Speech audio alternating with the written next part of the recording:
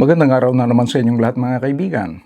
Binanatan ni Edo Manzano ang mga nangungutya, mga nang-i-small sa mga ex-Marines na dating bodyguard ni Saldico.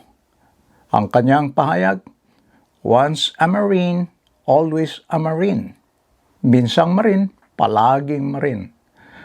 Tama ba itong sabi ni Edo Manzano na once a Marine, always a Marine? Ano masasabi niyo? Ano ang reaction ninyo?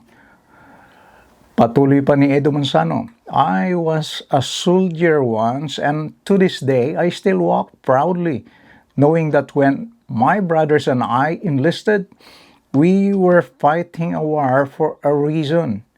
We may have taken off the uniform, but the weight of service never really leaves you.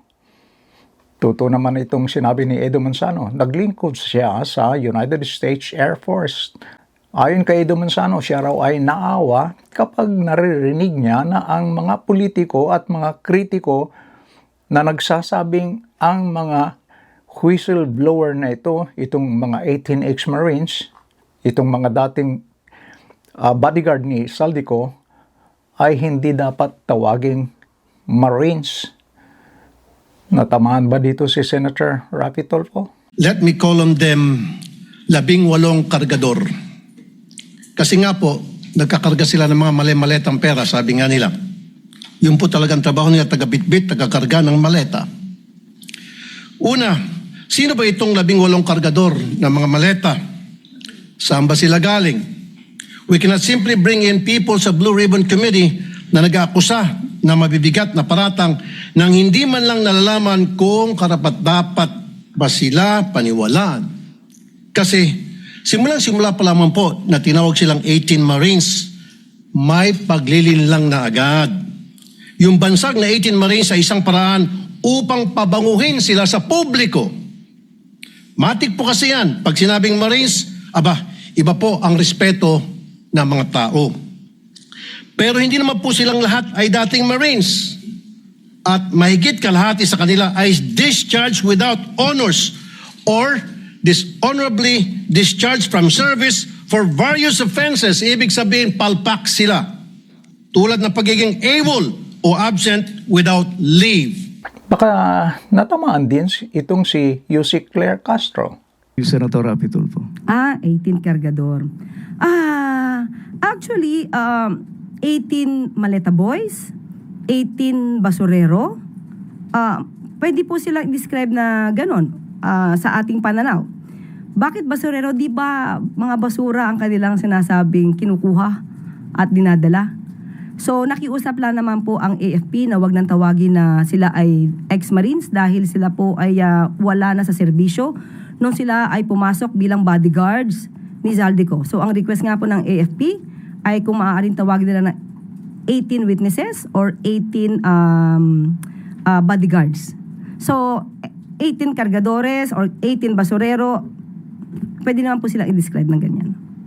At ito, marami siguro matatamaan dito sa susunod na sinabi ni Edo Manzano. Before anyone dismisses them, their testimonies should first be heard, validated, examined, tested against the truth.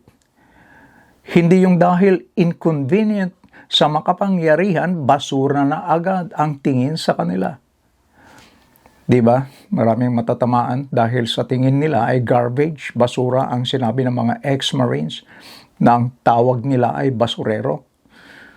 At may patutsada sa mga politicians ang kanyang pahayag.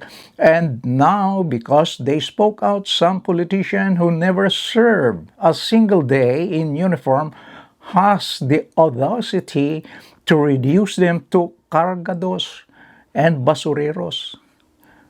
At ngayon, dahil nagsalita sila, may mga politikong hindi naman nagsilbi kahit isang araw na naka-uniforme, ang may lakas loob pa na bawasan sila, sabihin sa kanila na sila ay kargador, sila ay basurero.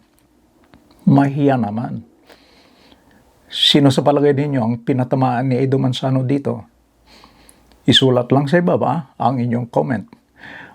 At lalo pang matindi ang pahayag ni Edo Manzano dahil ang sabi niya, the same men you praise when they were useful to the system are suddenly disposable because their truth no longer serves your interest.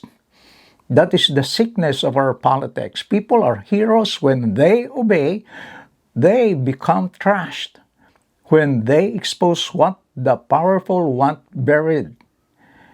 Totoo naman, pinupuri sila ng sila ay pinapakinabangan pa, pero nag-iba bigla ang paningin sa kanila. Naging basura na sila dahil ang kanilang mga sinasabi ay hindi na naayon sa kanilang interes, hindi na nagsisilbi sa kanilang interes. Wala na silang pakinabang. Nakakahiya daw kayo ayon kay Edo Manzano. Kaya ang tanong ni Edo Manzano, bago ninyo kutyain ang mga lalaking nakasuot ng uniforme, tanungin muna ninyo ang inyong sarili. Ano ang inyong isinakripisyo? Ano ang inyong inilagay sa panganib? Anong digmaan ang inyong nilabanan bukod sa digmaan upang protektahan ang iyong pribilehyo?